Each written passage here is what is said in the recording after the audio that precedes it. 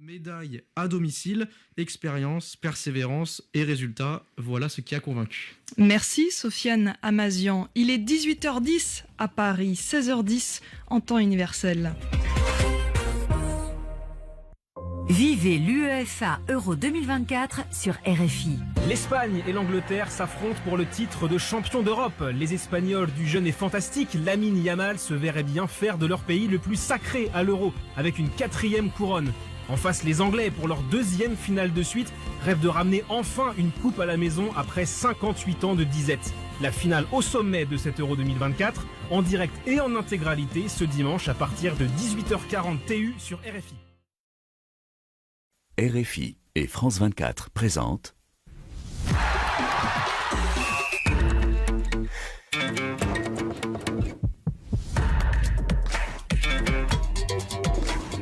Radio Foot International, le Café des Sports, Annie Gasnier. Bonjour à tous, bonjour, bonsoir et bienvenue dans ce Café des Sports qui est un peu exceptionnel parce que c'est le dernier de la saison. Nous refermons cette saison, longue saison 2023-2024 aujourd'hui et avec 2 finales, espérons-le, 2 finales au cours du week-end qui seront spectaculaires. Alors nos invités sont là, bien sûr, notre duo d'artistes. Bonjour Xavier Barret. Bonjour Annie, salut à tous. Et bonjour Rémi.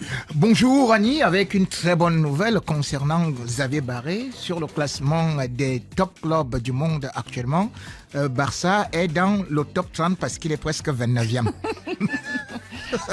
C'est effectivement une excellente nouvelle. C'est pas grave. Mais justement, on a un camarade espagnol dans notre émission. Tous auront deviné pourquoi. Bonjour, Manuel Terradillos. Buenas tardes, bonjour Annie. Buenas tardes. Et merci d'être là. C'est un confrère de RFI, de la rédaction en espagnol. Et vous avez déjà dû l'entendre dans notre émission Radio Foot. Et puis il y a Benjamin. Bonjour Benjamin Moukanjo. Bonjour Annie, bonjour à tous. Le duo des Camerounais, ça marche très bien aussi en ce moment, ça marche auditeurs. Bien. Oui. Ça marche on bien. essaie quand même à s'entendre. Écoutez quelque chose. On a une petite surprise pour vous, Benjamin. Écoutez. Au canon de Yaoundé, Union de Douala, Bambuto Soumbouda. Moi, j'ai joué en première division à l'équipe nationale ici au Cameroun, de catégorie inférieure, moins de 19 ans, moins de 17 ans, moins de 23 ans aussi. C'était en 2007. Benjamin Moukanjo a été mon coéquipier à l'équipe nationale de moins de 23 ans. On faisait les rassemblements ensemble. Nous, on travaille avec lui à RFI, c'est notre consultant. Oui, j'essaie à RFI, Chejou, Nicolas Nkoulou. On était tous ensemble dans les sélections de moins de 23 ans. Oui. Il les a rencontrés en Allemagne. C'est évidemment Martin Guez, notre envoyé spécial à Dortmund. Et il les a rencontrés à Tablé, il a discuté avec eux.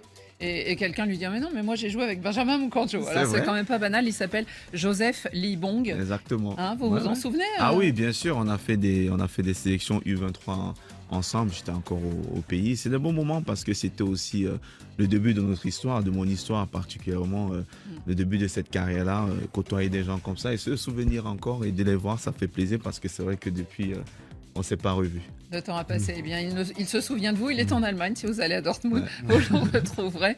En tout cas, il écoute Radio Foot et il nous regarde.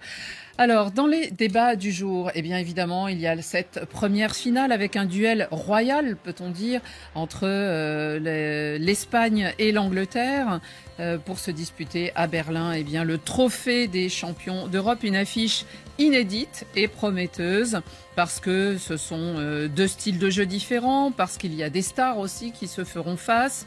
Lamine Yamal et Nico Williams pour ce qui est de la Roja, et puis Jude Bellingham et Ollie Watkins pour ce qui est de la Free Lions. Et on peut dire vivement dimanche soir.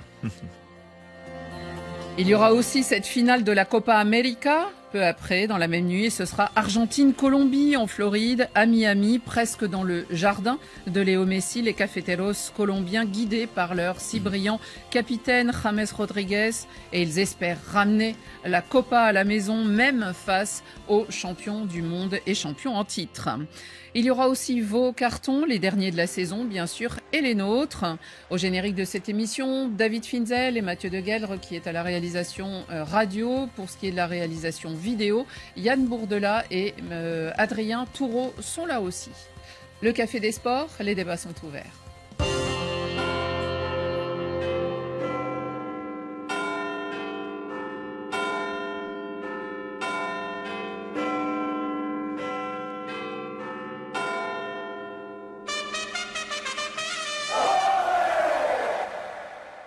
Les Big Ben, et oui, qui dansera le mieux dimanche soir, c'est ce qu'on verra. En tout cas, peut-être que les familles royales de ces deux pays, puisqu'on se retrouve avec deux monarchies constitutionnelles face à face, seront au stade olympique de Berlin, qui sait, pour assister à la finale entre leurs deux nations.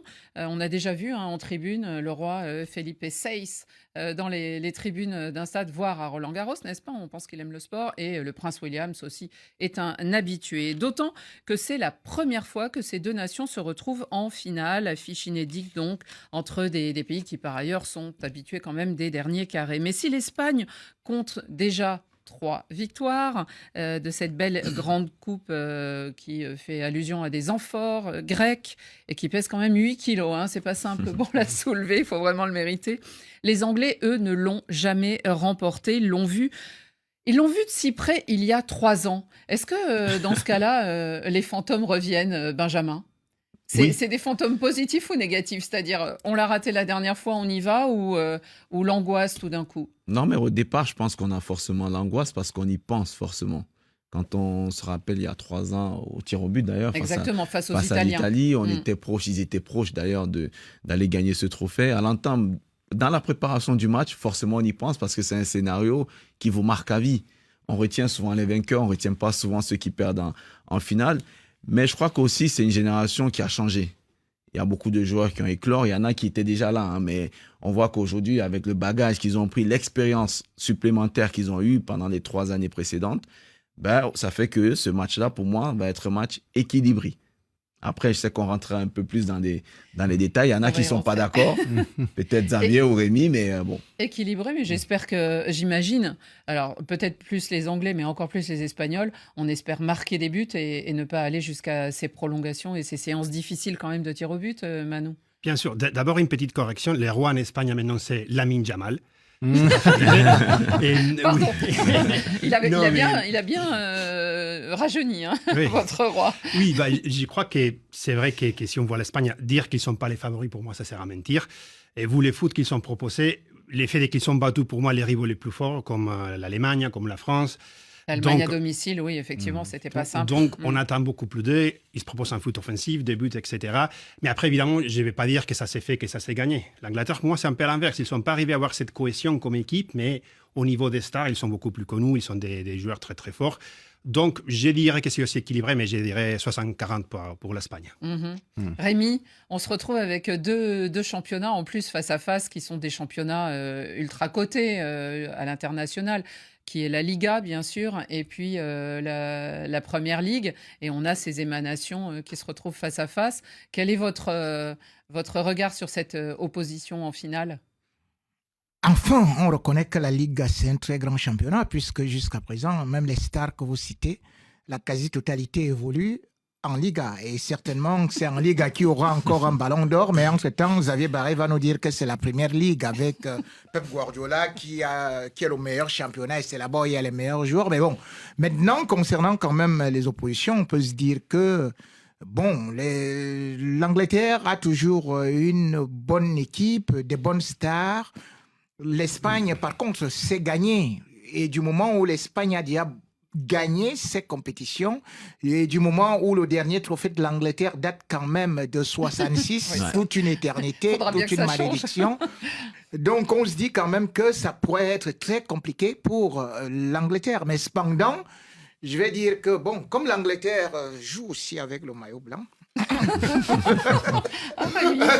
comme la Maison Blanche. Quand ils ont gagné en 66, ils se jouent avec un maillot rouge. Donc, je crois qu'on va peut-être changer. Alors, c'est ça, Rémi.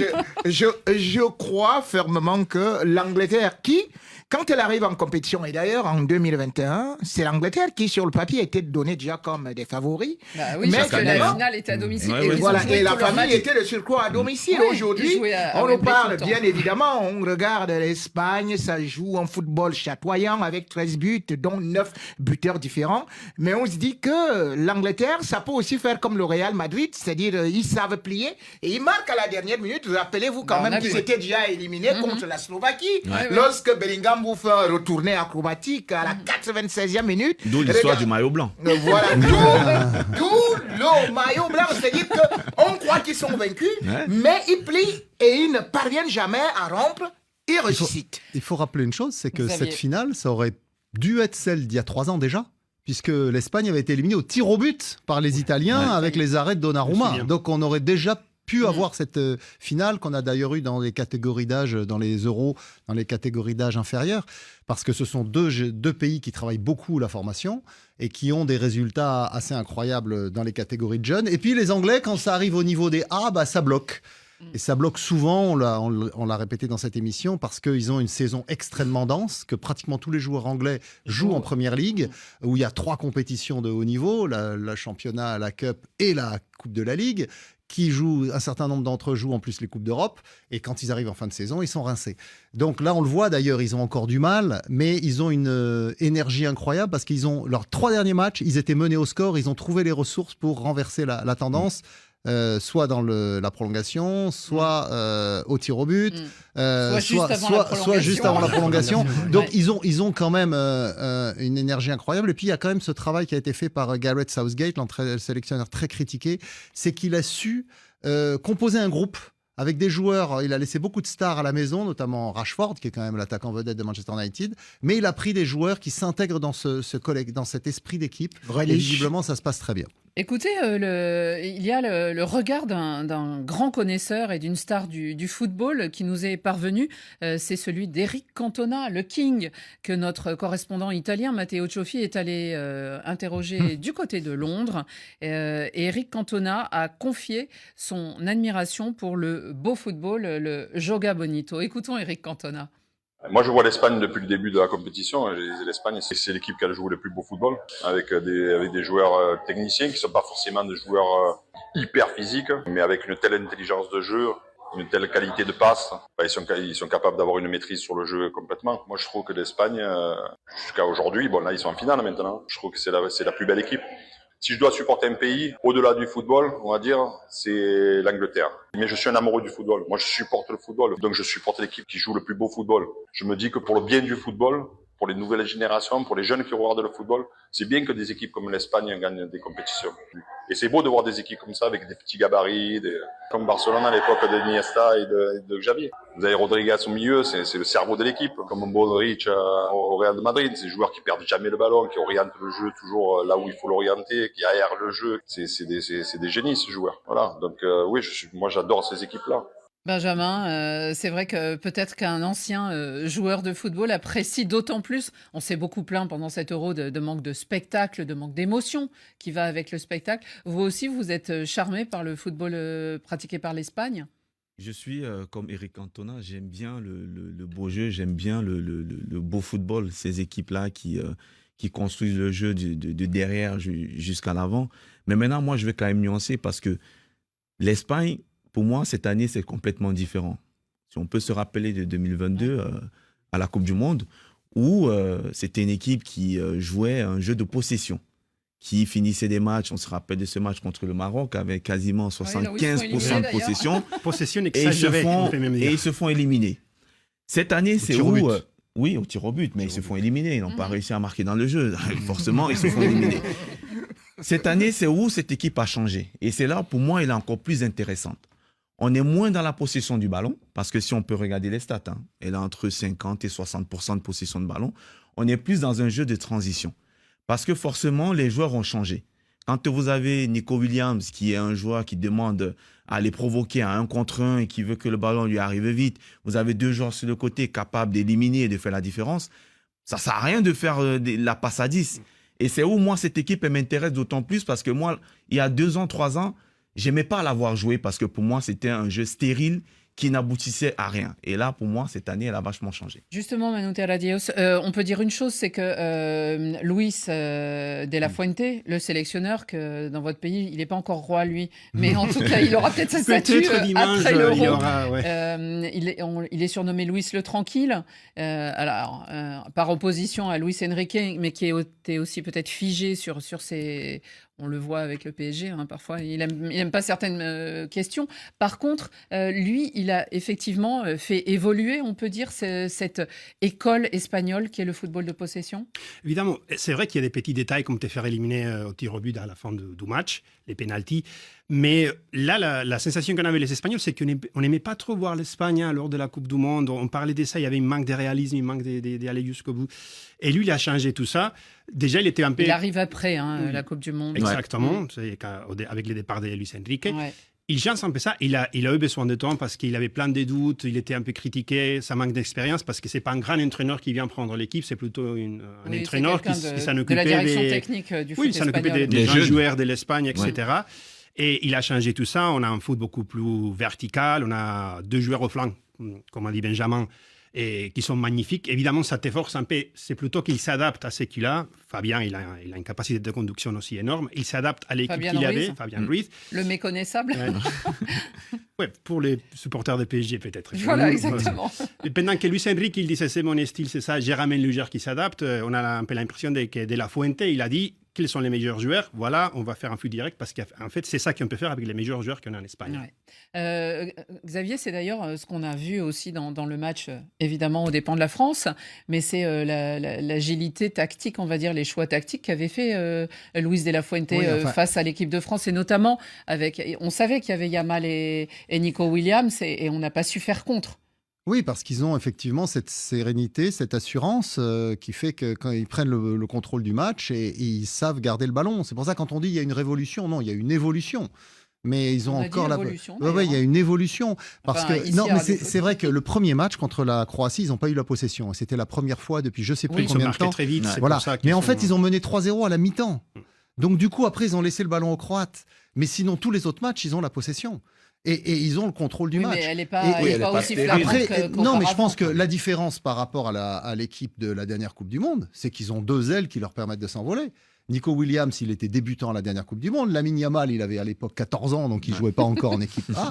Donc voilà, ils ont ces deux ailiers qui viennent enflammer l'équipe. Sinon, les bases du jeu, ça reste la même chose. Une défense assez solide avec Rodri en pivot. Et puis toujours Alvaro Morata devant, d'ailleurs, qui est très critiqué parce qu'il rate quand même pas mal d'occasions, même s'il reste le meilleur buteur espagnol et puis il se bat énormément.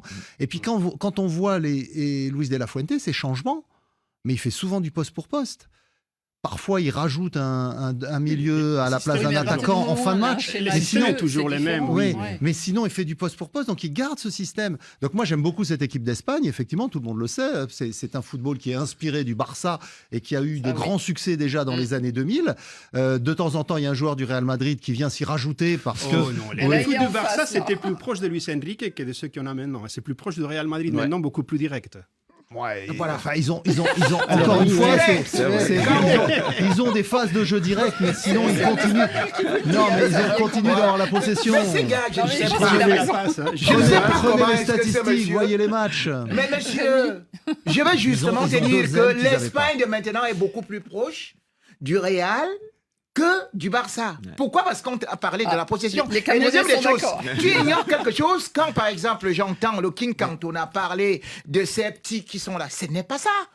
L'Espagne, aujourd'hui, gagne des duels aériens. Et d'ailleurs, ils battent l'Allemagne sur un coup de tête. C'est-à-dire qu'ils sont maintenant, c'est-à-dire que quand vous regardez d'ailleurs Morata, il est aujourd'hui un joueur en pivot pour l'équipe d'Espagne. Ce que le Barça, généralement, n'a jamais eu. Et quand vous regardez également, même au milieu de terrain, vous avez quelqu'un qui ratisse. Ce n'est pas Iniesta, c'est Rodri. Rodri, c'est un joueur qui, physiquement, sait s'imposer. Et aujourd'hui, vous regardez le meilleur joueur de l'Espagne, je peux vous dire, le meilleur joueur de l'Espagne, le meilleur joueur de l'Espagne, ce que vous ne savez même pas remarquer, aujourd'hui, et qui permet justement à Yamal de pouvoir se détacher de ce qu'on peut appeler les tâches défensives, c'est Carvajal. Quel Oui, mais il était Quelle suspendu. tonicité de Carval. Donc c'est pour ça que je dis aujourd'hui. Il était suspendu logiquement pour son si carton tu veux rouge regarder en demi-finale. le Barça, bon, tu vas me dire que le Barça et les Espagnols se sont quand même qualifiés. Parce que la force du football espagnol, et c'est pas Manu qui va me contredire là-dessus, c'est que ces jeunes. Non, mais je t'ai assez entendu dire de bêtises, donc il est temps que je reprenne la main. Le Barça a gagné quoi? Non, mais le Barça, c'est la formation à l'espagnol fait que il joue de la même façon dans toutes les catégories d'âge. Luis de la Fuente, avant d'être sélectionneur des A, il a été champion d'Europe dès 19 ans, il a été champion d'Europe des espoirs, avec des joueurs formés en Espagne, dans différentes académies, mais souvent avec le style Barça dominant. D'ailleurs, dans cette équipe d'Espagne... Mais si vous permettez, les tiki-taka, ça n'existe plus. C'est le normal, c'est Barça. C'est plus possible. Avec 5 changements par match, avec des joueurs si athlétiques, le fait d'avoir gardé les ballons pour faire courir les rivales, ça marche plus. On a essayé de garder cet style en Espagne et à un moment donné, on s'est rendu compte, c'est ça qui s'est passé avec Luis Enrique, que tu gardes les ballons, mais si tu n'es pas vertical, tu arrives pas à marquer, tu arrives à rien.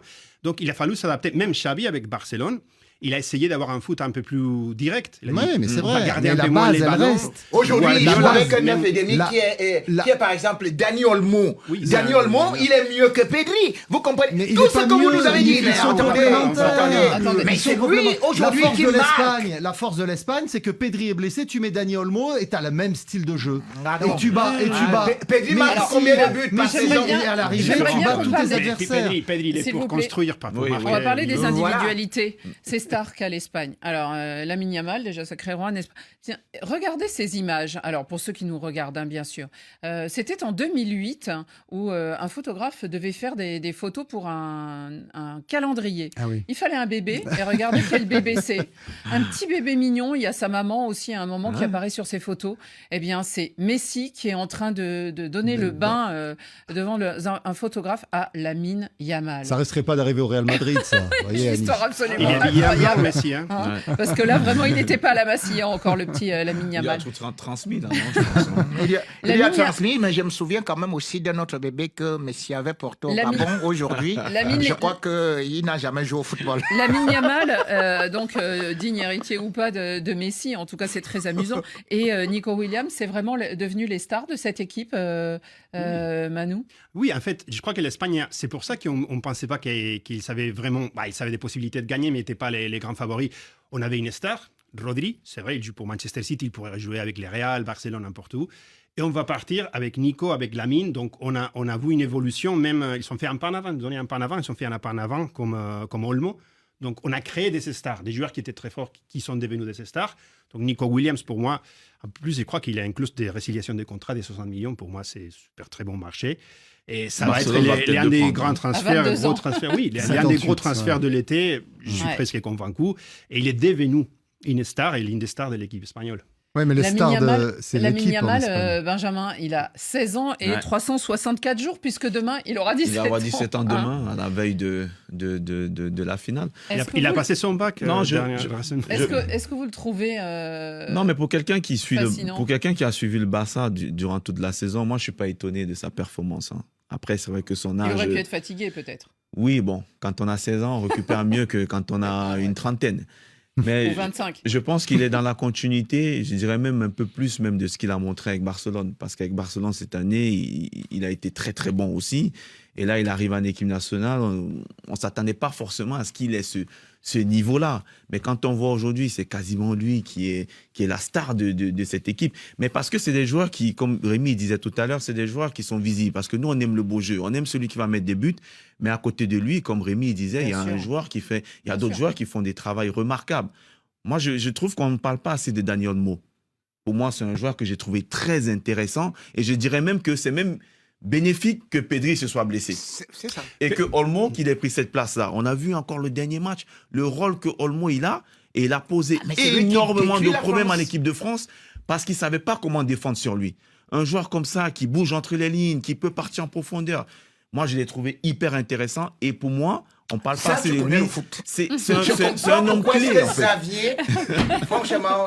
Non, Xavier, les carton jaune. On a beaucoup parlé de l'Espagne là, grâce à Manu, mais il y a quand même un adversaire en face, et l'adversaire il s'appelle l'Angleterre, c'est pas n'importe qui. Alors il y a évidemment Jude Bellingham qu'on a beaucoup attendu, star du Real, n'est-ce pas? On nous rejoint un peu un Real Barça en finale aussi, mais il y a un autre joueur. On va le regarder quelques secondes. Il a envoyé un message à ses fans parce que c'est la folie. Ollie Watkins du côté de Londres actuellement. Hi guys, obviously last night was very special. Lost for words really. It's hard to explain the feelings and the emotions. Alors il nous dit, c'est difficile de vous transmettre quelle est l'émotion qui m'habite et aussi la joie que j'ai ressentie, évidemment, puisqu'il a marqué ce fameux but contre les Pays-Bas à la 91e minute, évitant prolongation et tout le reste. Il se dit tellement heureux et surtout il dit, j'espère que nous gagnerons notre dernier match. Le 7e, c'est celui de l'Angleterre. Xavier Barré, dites-nous quels sont les atouts de cette Angleterre selon vous? Moi j'avais fait de l'Angleterre mon favori pour cette Euro. Non, mais il figurait parmi les favoris. Je ne suis pas surpris qu'ils arrivent là parce qu'ils ont effectivement ce vécu et surtout ils ont un énorme réservoir de joueurs.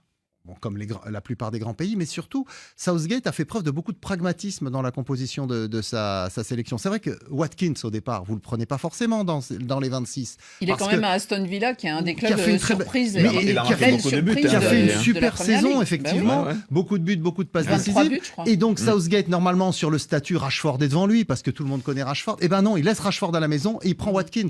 Et il prend Watkins, qui est même plutôt troisième attaquant, parce qu'il y a Ivan Toney qui lui passe devant. Et puis là, en finale, il fait rentrer Watkins en demi-finale et c'est lui qui marque le but de la qualification. Donc il y a effectivement énormément de pragmatisme de la part de Gareth Southgate. Le jeu que produit son équipe est frustrant et décevant parce qu'on attend plus de ces joueurs-là. Mais compte tenu de la fatigue, je trouve qu'il arrive à tirer le meilleur de ce groupe-là. Et en rajoutant talent individuel et ce vécu collectif, eh ben, ça en fait une équipe redoutable. Benjamin, on attendait Jude Bellingham, mais on a aussi Harry Kane, bien sûr. On a aussi, alors il y a Watkins, mais on a aussi Phil Foden. Il y en a plein dont on attendait. Mais oui. Et je pense que le début de l'Euro était très compliqué, c'était frustrant. Moi, j'ai fait quasiment la totalité des matchs de l'Angleterre pendant l'Euro. J'étais déçu à chaque match, même s'ils perdaient pas, ils gagnaient par moments. On se rappelle de cette victoire au tir au but. Et là, je peux te rejoindre, Xavier, quand tu parles de Southgate. Il faut rappeler qu'il a commencé avec un système, il était en 4-3-3. Il a vu que ça n'a pas fonctionné. Il a rechangé. Là, il est repassé à 3 derrière. Il est repassé en 3-4-3. Et il a repositionné ses joueurs. Et là, depuis 2 matchs, on sent quand même une équipe beaucoup mieux équilibrée. Et sur le plan offensif, on a retrouvé Foden. On a retrouvé Saka. Parce que pendant les matchs, on les voyait quasiment pas. On a l'impression que c'est Bellingham qui devait tout faire. Et lui aussi, on ne le sentait pas. Mais là, on a retrouvé quand même un peu plus de verticalité, de profondeur et de percussion sur ce côté droit, comme Saka, il le fait avec Arsenal. Rémi, est-ce que c'est le réveil de l'Angleterre au bon moment, on va dire, par rapport à la compétition? Eux, ils ont autant l'Espagne, 6 matchs, 6 victoires. Eux, c'est 6 matchs, 3 victoires seulement. Et après, des matchs plus laborieux. Et malgré tout, sur les 2 derniers, on se dit, ils vont arriver en finale. Et là, il y a match, quoi. Il y a match, mais ils partent étant défavorisés d'abord par le fait qu'ils ont subi 2 prolongations. Donc, il y a eu une débauche d'énergie. Au-delà de ça, ils ont un jour de récupération de moins. Benjamin, footballeur, il sait ce que ça veut dire par rapport aux autres adversaires. Et à chaque fois, ils ont eu à courir après le score. Et maintenant, il faut aussi savoir que leur moteur multicylindrique est diminué physiquement. C'est-à-dire que quand vous avez un Bellingham qui joue avec une épaule, on a pu voir comment est-ce qu'Mbappé jouait. Ça fait que je vois, par exemple, le dernier match de Bellingham, même si une fois il a été désigné homme de match, mais au dernier match quand même, je regarde que et sur 11 duels, il n'a gagné que 6. Or, généralement, il gagne 95% de duels. C'est peu par rapport à lui. Au-delà de ça, il a aussi un appui sur le plan aérien, sur le plan athlétique. Il a perdu presque tous ses combats aériens. Donc, je me dis aujourd'hui que cette Angleterre résiste. Et je crois que ça peut être aussi ce genre d'équipe comme le Real, comme je le disais déjà en préambule, et qui, finalement, vous ne l'attendez pas, et finalement, ça réussit à gagner parce qu'il y a un proverbe africain. Il y a un proverbe africain qui dit que mieux vaut un bois dur qu'un bambou bien peint. Ah, je croyais que vous me parleriez de Scorpion, Rémi, celui qui passe au dernier moment. Manu, justement, en Espagne, qu'est-ce qu'on redoute de cet adversaire de dimanche? Est-ce que c'est une équipe qui n'a jamais gagné, qui a soif d'enfin décrocher un titre continental et international, ou de quoi auriez-vous peur? Je ne sais pas si on a repère, mais c'est vrai que... Non, mais faut avoir peur un peu quand oui, même. Non, je dis pour rigoler, mais c'est vrai qu'il y a les côtés athlétiques, mais surtout les individualités. C'est des joueurs que tu dis, ils sont beaucoup joués, plein de minutes, etc. Peut-être qu'ils n'étaient pas si forts au niveau des foot proposés, mais quand tu as Harry Kane, quand tu as Bellingham et quand tu as Foden, on parle d'une finale. Donc, même déjà contre la France, on n'attendait pas que la France marque d'abord. Et ça peut arriver. Donc, Kane, il peut marquer n'importe comment, n'importe quand. Bellingham aussi. Et je crois que c'est ça. C'est un moment qui peut changer tous les matchs. Un manque de concentration, une minute.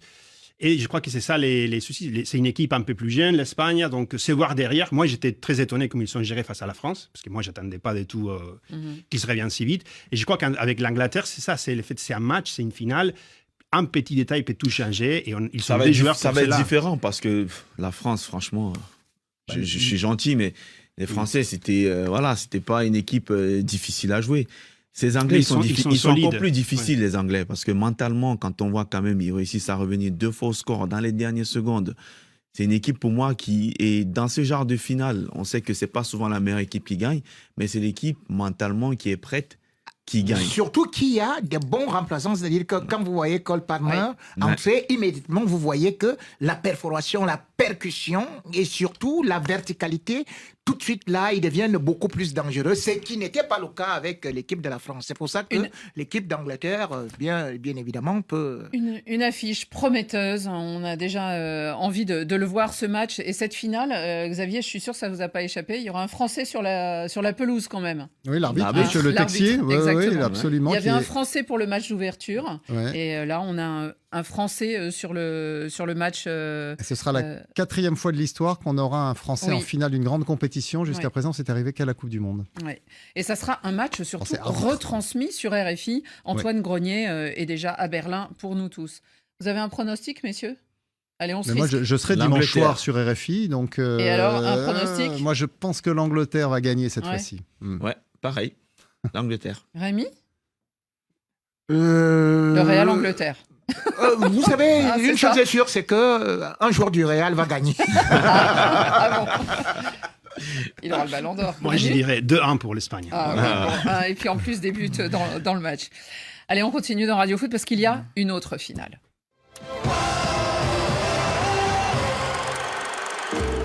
Argentino de la finale, carajo, Argentina, dale! Final del partido, Colombia la final. Colombia quiere hacer historia.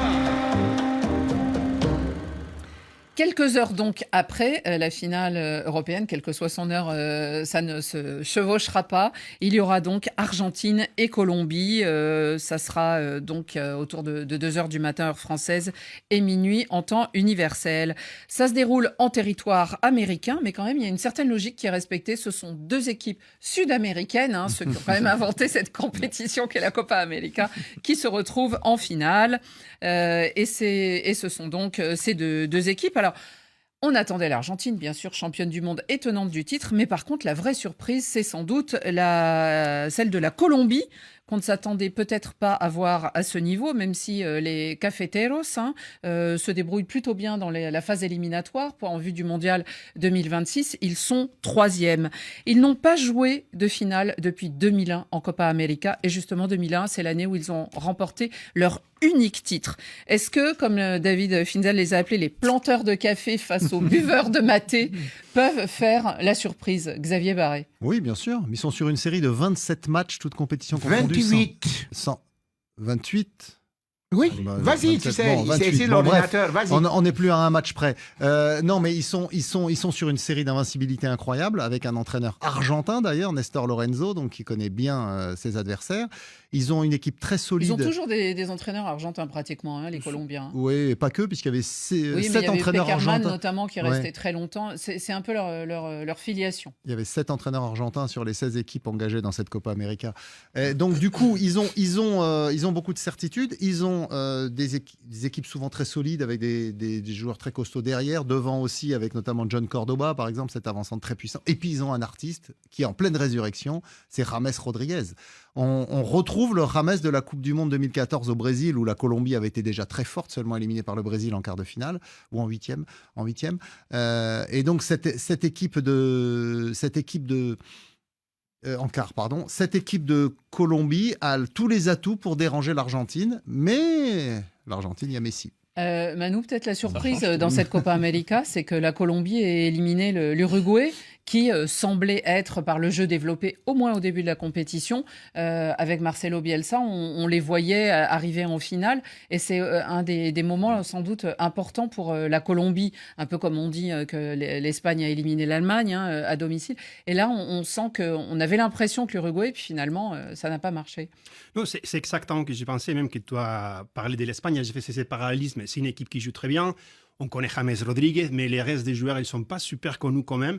Luis Diaz, quand même. Oui, Luis Diaz, mais après, quand tu parles de John Cordoba ou de Muñoz, les arrières aussi, même s'il a vu les cartons rouges, sont un peu moins connus. Cela dit, c'est aussi que tu vois une évolution dans les tournois des faits qu'ils sont parvenus à faire un match nul contre le Brésil. C'est le Brésil, et ils sont puis arrivés à battre l'Uruguay. Moi, après le match qu'ils ont fait, les matchs précédents, je voyais qu'ils avaient la possibilité quand même de battre l'Uruguay, même si je voyais l'Uruguay comme champion. Donc je crois que tout ça, ils sont grandis, ils sont beaucoup grandis pendant tous les tournois. Ils ont une bonne place ils ont la capacité pour battre l'Argentine, mais après, tu regardes l'Argentine, les joueurs, les stars qu'ils sont. L'expérience, pour moi, ça, c'est la différence par rapport à la finale en Europe. La différence d'expérience de deux équipes. L'Espagne n'a pas trop d'expérience, ce sont des jeunes joueurs, mais qui ont une forte expérience avec ces clubs. Avec les Colombiens, c'est bien qu'on entend Rémi, parce que je me rappelle, on avait eu ce débat-là ici, et que Rémi nous avait expliqué que l'Uruguay était le grandissime favori de la compétition et qu'ils allaient gagner probablement la Copa América. Et j'avais dit qu'attention, je suis pas sûr. J'avais dit que ce que Rémi se trompe jamais pourtant. Était déjà c'est bizarre, bien. Ça. Rémi se trompe jamais normalement. Ils nous disent aujourd'hui, mais qu'est-ce qui s'est passé en fait face à la Colombie? D'autant plus que ils étaient à 11 contre 10, Rémi, normalement. Une grande équipe comme l'Uruguay, normalement. Rémi, est-ce que c'est James, l'ancien du joueur Real Madrid, qui a pu renverser les choses? D'abord, il est le meilleur joueur de la compétition avec 6 passes décisives. Il a un nombre de chiffres records. 6 passes décisives, 8 actions menant à des buts, 14 passes importantes, 23 actions menant à un tir. Bref, c'est théoriquement, sur le papier, avec les statistiques et tout, le meilleur de la compétition. En même temps, Benjamin, je voudrais répondre à cette question. Ce n'est pas un hasard.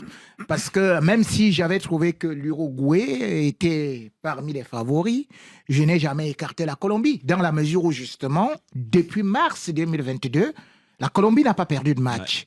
Ouais. Et dans la mesure où la Colombie a battu cette Espagne, que nous sommes en train de féliciter en Europe. La Colombie a écrasé la Roumanie. La Colombie a détruit, je crois, les États-Unis 5-1 le 8 juin. La Colombie, par exemple, a même battu le Brésil avant. Depuis 2022, elle gagne tous ses matchs. Voilà. Donc, et quand vous regardez d'ailleurs en phase de poule, même devant le Brésil et le Paraguay, c'est la Colombie qui a fait la meilleure prestation par rapport à l'Argentine qui a eu toutes les difficultés à battre peut-être le Canada, à être avec le Chili, à être avec ceci et cela. Donc aujourd'hui, il se rattrape, hein. Il se rattrape au branche. Ah non, mais il se raccroche. Donc aujourd'hui, c'est pour ça que je dis que vous pouvez citer des belles stars et ceci et cela, mais ce ne sont pas les stars qui font une équipe. C'est que, en fait, aujourd'hui, vous avez vu quelqu'un qui a reconstruit aussi autour. Comme on disait, James Rodriguez. Peut-être on va y revenir, mais les stars d'Argentine, c'est vrai que c'est 21 champions du monde qui sont là, qui viennent et tout. Mais quand on voit ce qu'ils ont eu à jouer jusqu'à présent, je n'ai pas été impressionné. Il y a un proverbe africain qui dit on ne construit pas. Ah oui, mais on ne construit pas des châteaux avec des pétales de rose. Allez, on termine avec vous, Benjamin, parce que cette équipe d'Argentine, il y a aussi beaucoup de critiques sur un tableau qui a été fait de telle manière que eux, ils ont rencontré personne. C'est le tirage. Oui. le tirage, on va dire ça. Mais en tout cas, toutes les grosses équipes étaient d'un côté et l'Argentine était toute seule de l'autre. La France aurait pu aussi être de l'autre côté à l'Euro. Mais est-ce qu'on sera en train de dire ça aujourd'hui? Mais surtout, ça se jouera en plus dans le jardin de Messi. En fait, tout est fait pour Messi comme au Qatar. Malgré tout. C'est même ça aujourd'hui. Je me suis rendu compte que l'équipe type de la Copa América, qu'est-ce que les gens là ont fait? C'est-à-dire que James Rodriguez a été désigné 4 fois homme du match, mais dans l'équipe type, c'est Messi qui est là, on oublie James Rodriguez. Les équipes types, on s'en fout les équipes types. Ce qui compte, c'est le résultat de la finale. Argentine-Colombie, c'est l'Argentine qui gagne? Bah oui, parce que forcément, vous savez tous que j'ai un penchant du côté de Messi et que j'ai peut-être des origines argentines, j'en sais rien. Mais tu as vu un noir jouer là-bas. Non mais après, je pense que comme Xavier le disait, l'Argentine avec ses joueurs qui ont été champions du monde et puis ils ont la possibilité de la gagner une seconde fois, cette Copa América qu'ils ont déjà gagné la ils précédente. Veulent un triplé inédit. Tout le monde veut des trucs inédits, de toute façon. Ils ont beaucoup de joueurs d'expérience, forcément. Je pense que ça compte aussi quand on arrive à ce moment lors d'une finale. Bien sûr que maintenant la Colombie, c'est aussi une très très belle équipe. Allez, avant de passer au carton, un pronostic? Je l'ai déjà dit. Argentine. Ah oui. Non, je pense que l'Argentine va gagner. Ouais, en plus, il n'y a pas de prolongation. Là, on passe du match au tir au but, ça va plus vite. Comme ça, pour nous, on c'est se plus fatigue rapide. pas. Manu? Moi, je pense l'Argentine, mais je vais dire la Colombie en 0. Allez, pour changer un peu. Allez, Rémi, l'Argentine, et puis c'est bon. Et 2-1 pour la Colombie. Bon, ben voilà, on est un peu dans le camp des Colombiens. C'est le Real Madrid de l'Amérique du On Sud. verra ça lundi. Allez, on part vers les cartons. Carton jaune. Un carton qui sort un carton jaune. Ouh là là là là, carton rouge. Carton rouge dans la confusion. Carton vert. Extraordinaire. Rien à dire. Et comme d'habitude, nos cartons, enfin vos cartons, ceux que vous nous envoyez et qu'on ne se lasse jamais d'écouter et de recevoir, notamment notre fidèle Georges, le gunner de Londres. Mais on y va, écoutez. Bonjour à l'équipe du Café des Sports, moi c'est Thomas Sébastien. Et moi c'est Wango Serge. Nous venons du Burkina Faso. Moi je donne un carton vert à Lamine Yamal qui nous a offert le but de la compétition contre la France. Et la même chose pour l'Argentine et la Colombie qui nous a fait tomber l'Uruguay. Et moi je donne un carton rouge pour l'Angleterre et un carton très rouge pour Oli Watkins pour avoir détruit l'espoir des Néerlandais. Ils espéraient aller au tir au but, mais malheureusement, l'Angleterre a détruit les espoirs. Ça ne se peut pas de détruire l'espoir de quelqu'un qui bataille comme ça. Moi, je vous appelle de Londres et puis mon carton cette semaine, c'est carton vert directement à l'encontre de Mistake, Gareth Southgate et puis les Tri-Lions de l'Angleterre qui ont réalisé un bon exploit. Et puis il y a un adage londonien qui dit qu'un match de football n'est pas forcément gagné par les meilleurs joueurs, mais par l'équipe qui a la plus forte mentalité, les gars. Merci et puis bonne émission. Salut le Café des Sports de Radio Foot International, je suis Pierre Philor Saint-Fleur, je vous suis à Port-au-Prince en Haïti. J'adresse un carton vert au prodigieux footballeur catalan et espagnol Lamine Yamal qui a inscrit un superbe but en demi-finale de la Coupe d'Europe contre la France. Il a mis toute la France et Adrien Rabiot en particulier dans sa poche. Comme le dit un proverbe connu de tous, la maturité n'a pas d'âge. Bonjour Radio Foot International, moi c'est Doji, Togolais vivant aux États-Unis. J'aimerais adresser un carton rouge à Monsieur Didier Deschamps. Qu'il sache que maintenant c'est le temps de laisser la sélection à une autre personne. Bien de choses à vous et je salue Monsieur Xavier Barré. Bye bye. C'est Bruno Moussounaï depuis la République démocratique du Congo, précisément dans la province Kassa-Orientale. Je donne un carton vert à Rémi Kono parce qu'il sera encore une fois de plus sacré champion d'Europe le dimanche. Soit c'est Jude Bellingham, soit c'est Carvajal et Joselu qui seront sacrés champions d'Europe. Donc nous sommes toujours du côté du gagnant. Vraiment carton rouge à Xavier Barré parce que lui sera perdant si Espagne ne sera pas sacré champion d'Europe. Ciao. Je suis Tamir Moussé depuis Bemerké dans le nord du Bénin. Mon carton il est vert et je l'adresse à Lamine Yamal. Et j'adresse mes condoléances à Rémi Ngono, juste pour lui rappeler que Lamine Yamal est un pur produit de la Masia. Coucou à Xavier Barré.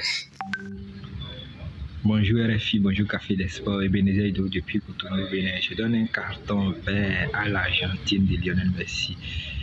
Merci qui s'apprête encore à disputer une nouvelle finale de la Copa América. Bientôt encore un trophée dans son palmarès. Bonne émission à Xavier Barré. Bonjour Radio Foot International, c'est Yalle Mohamed Salou depuis Tripoli. Je donne un carton vert à l'international colombien James Rodriguez pour sa prestation XXL dans cette compétition. 4 fois homme du match depuis le début du tournoi. J'espère bien qu'il rentrera à la maison avec la coupe. Allez les Colombiens, ramenez la coupe à la maison. On vous attend. Bonsoir à toute l'équipe de Radio Foot International. Moi, c'est Nambouébi Hotmiel. Je vous appelle depuis Abidjan. Aujourd'hui, un carton rouge très très foncé à l'endroit de tous les acteurs du football ivoirien, du championnat local, bien évidemment, en particulier le président des clubs. Parce que depuis un certain moment, c'est le club tanzanien qui vient faire leur marché ici en Côte d'Ivoire. Et franchement, nous, ça nous agace. En tant qu'amateurs du football, nous voulons voir nos jeunes joueurs aussi profiter du football ivoirien. Comme le dit un proverbe africain, seuls les bons arbres attirent les pierres. C'est parce que nous avons des bons qu'ils viennent. Mettez la main à la poche, nous on viendra remplir les stades, vous aurez encore beaucoup plus d'argent. Big up à Rémi Ngono, bonne émission à vous. Hello, bonjour Radio Foot International au Café de Sport bien sûr. Rémi Ngono, Xavier Barré, Annie, je vais vous citer comment. Je salue tout le staff, je dis bonjour à tout le monde, du premier au dernier, jusqu'à l'agent d'entretien. Vraiment, il n'y a rien à dire. Moi c'est Youchao, Camerounais, le continent. Déçu à Brazzaville. Je salue tout le monde et c'est dommage que vous allez nous laisser, vous allez prendre congé de nous, mais après ça vaut la peine, je vous comprends. Il faut le repos. Après le travail que vous avez fait, vraiment, il n'y a rien à dire. Mais vous faites ça comment, non, les gars? Vous faites ça comment? On ne voit pas le temps passer. On ne voit pas le temps passer. Vous avez fini avec. Vous avez fini avec. Voilà pourquoi je dis encore une fois de plus, revenez en force avec plein d'énergie.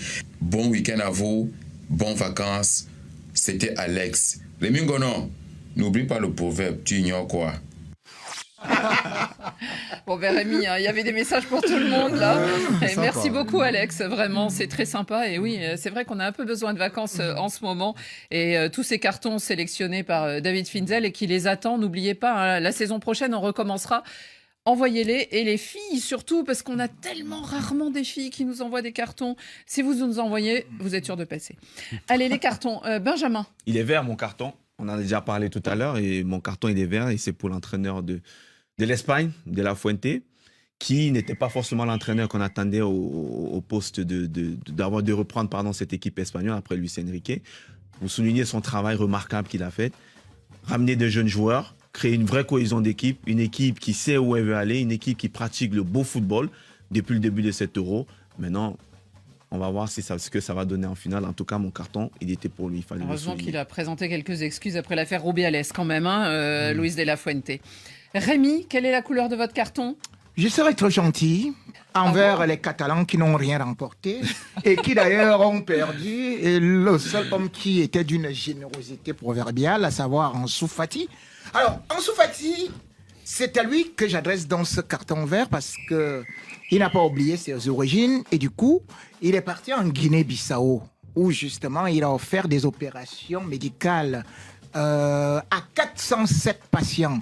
Donc, il faut savoir qu'il est parti de ce pays-là à l'âge de 6 ans pour aller en Espagne.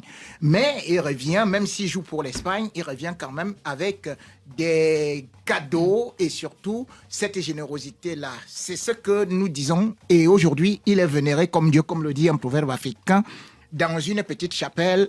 Un saint qui fait des miracles est loué comme Dieu. On reste en Espagne avec vous, Manu, parce que votre carton aussi est pour un Espagnol. C'est pour un supporter, Manolo del Bombo, Manolo son tambour, et la fédération. C'est un supporter, on va dire les supporters stars. Années 80, on les voyait déjà un mercredi soir en Géorgie avec l'équipe, avec les supporters. Il était pas riche, il avait un bar, il fermait, il dépensait tout de l'argent. Puis il est resté plein de temps. Il s'était embrouillé avec la fédération il y a 2 ans à peu près, avec Rubiales. Et il voulait revenir pour cette finale, une espèce de chant des signes pour finir parce qu'il est à 75 ans. Et cet après-midi, ils sont tous solutionnés, ils l'ont invité pour la finale. Donc je suis très content, c'est pour ça Il sera à Berlin, Manolo del Bombo, n'est-ce pas?